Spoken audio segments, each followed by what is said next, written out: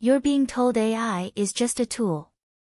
A fancy assistant for emails and automation.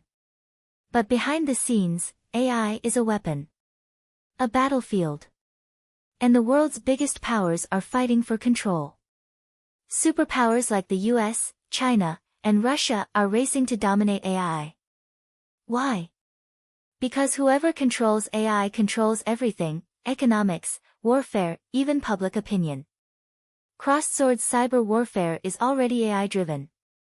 Hackers use AI to break into systems, manipulate social media, and disrupt entire economies, and they do it faster than any human ever could. Then there's military AI. Self-learning drones, autonomous weapons, AI-controlled defense systems. The next war won't be fought by soldiers, it'll be fought by algorithms. But here's the real question.